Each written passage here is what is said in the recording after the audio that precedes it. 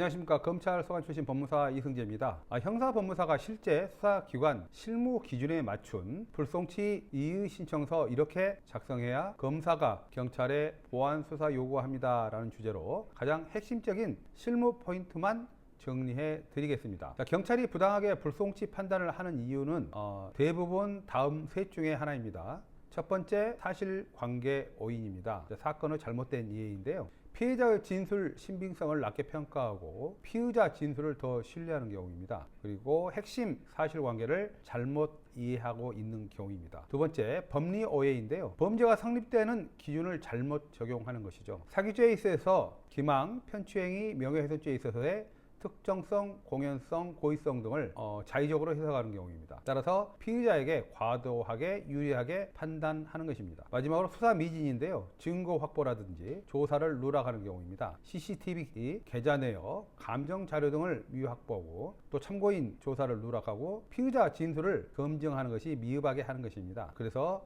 불송치 이의 신청서는 방금 제가 말씀한 이 세 가지를 구조적으로 분석해야 100% 설득력이 있는 것입니다. 자, 불송치 이의 신청서를 작성할 때 기본 구조인데요. 첫 번째, 사실관계 오인입니다. 경찰 판단 후 오류를 명확히 지적하셔야 되겠죠.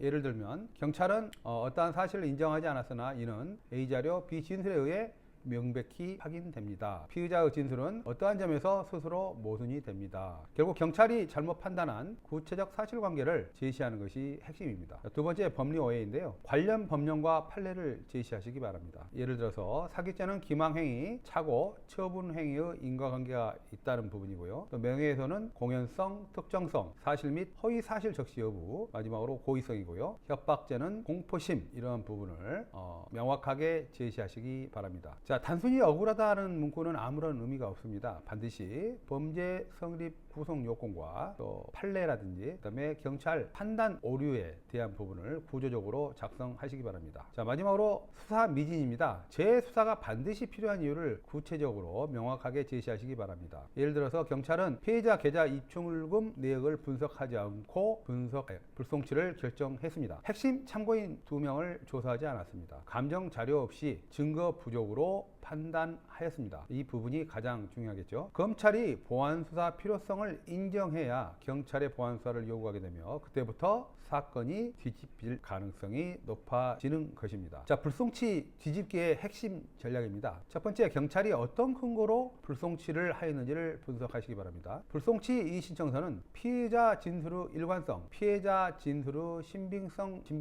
증거의 명확성 등을 파악하여 검사가 확신을 가질 수 있는 증거와 논리, 법리를 제시하셔야 합니다. 경찰은 의심은 가지만 확신은 없다라고 불송치를 판단하는 경향이 높기 때문입니다. 두 번째, 사건을 재구성해야 됩니다. 경찰 기록은 대부분 피의자 중심으로 흐르고 불송치 기준은 유죄 인정의 어려움이므로 이의 신청서에는 사건의 전체 틀을 재구성해야 됩니다. 자, 세 번째, 감정 자료, CCTV, 계좌 내역 등 새로운 자료 확보를 통해 첨부하는 것도 좋습니다. 이의 신청서에 경찰이 확보하지 않은 자료를 제출하면 새로운 증거로 인정되어 검사의 보안 수사 요구 확률이 크게 올라갑니다. 자, 불송치 이의 신청서 작성 시에 반드시 피해야 할 세 가지를 말씀드리겠습니다. 첫 번째, 억울함 호소 중심의 감정적인 문구는 설득력이 없고 기각될 확률이 매우 높습니다. 두 번째, 사실관계에 따른 법리가 없이 단순히 반박만 하는 경우에는 경찰 판단을 바꿀 수 있는 근거가 부족합니다. 마지막으로 이 신청서 작성 시 증거, 사실관계,